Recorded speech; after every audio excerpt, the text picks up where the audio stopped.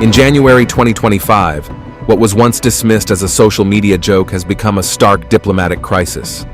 The world's most powerful nation is openly discussing the acquisition of Greenland by any means necessary.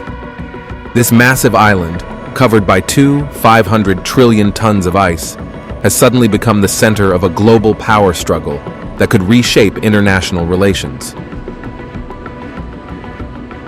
On a cold January morning, Donald Trump Jr. arrives in Nuuk, Greenland's capital, accompanied by influential figures Sergio Gore and Charlie Kirk.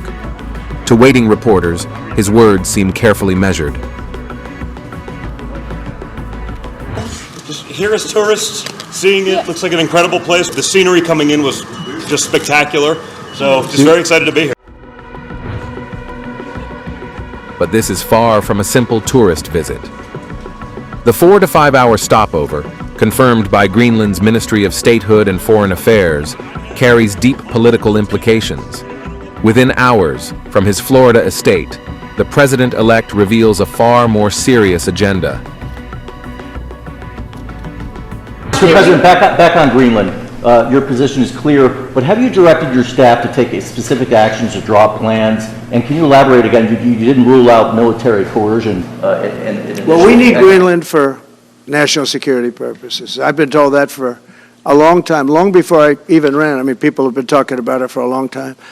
You have approximately 45,000 people there. People really don't even know if Denmark has any legal right to it. But if they do, they should give it up because we need it for national security.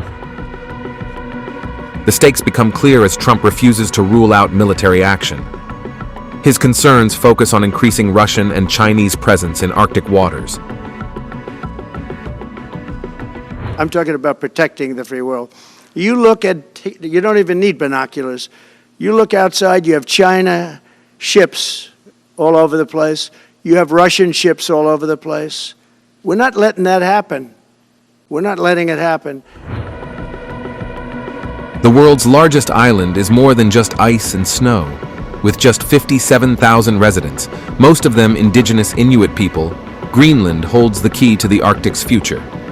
According to the U.S. Geological Survey, beneath its massive ice sheet lie billions of barrels of oil, trillions of cubic feet of natural gas, and crucial rare earth elements, the very materials that power our telecommunications and modern technology. Currently, China dominates the rare earth market, making Greenland's deposits increasingly strategic. In an unprecedented move, Trump speaks directly to Greenland's people via phone, while his son tours their homeland. So I just want to say that it's a very special place. It needs security for itself, but it also needs security very much for the world. We're going to treat you well, and you know that. Denmark, a founding member of NATO and longtime U.S. ally, finds itself in an unthinkable position. Prime Minister Mette Fredriksen's response walks a diplomatic tightrope. Of course, I want to put some words to the situation taking place in Greenland right now. I will make it very clear that seen with the eyes of the Danish government, Greenland is for the Greenlandic people. It is a proud people, a language and culture that is their own. And as stated before by the chairman of the Greenlandic Parliament, Mute Egede, Greenland is not for sale. The U.S. is our absolute closest ally, and that is in all defense and security questions, and also regarding the North Atlantic, where tensions are rising. We have a clear interest in that it is the U.S. that plays a large role, and not Russia or other countries. But Greenland is for the Greenlandic people. The environmental stakes are equally dramatic. Each year, Greenland loses between 200 and 300 tons of ice, reshaping global weather patterns and opening new shipping routes. These changes have transformed the Arctic into a new frontier of global competition. As the ice retreats, Trump's threat to Denmark becomes clear. And if Denmark wants to get to a conclusion, but nobody knows if they even have any right, title, or interest. The people are going to probably vote for independence or to come into the United States.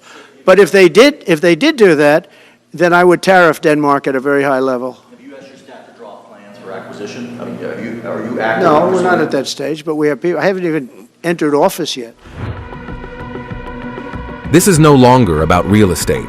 It's about power, resources, and control of the Arctic. The U.S. already maintains the Thule Air Base in Greenland, a crucial installation for missile defense and space surveillance. Now, a NATO founding member faces potential economic warfare from its strongest ally, while the indigenous people of Greenland watch their homeland become the center of a global power play. The situation mirrors broader changes in American foreign policy.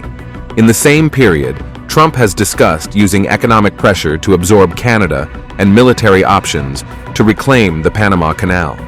But Greenland, with its strategic position between the Atlantic and Arctic Oceans, represents his most ambitious territorial goal yet. What began as a seemingly absurd proposal has evolved into one of the most serious diplomatic challenges of 2025. As Trump prepares to take office, the world watches to see if he will attempt what no modern American president has dared: the forced acquisition of sovereign territory.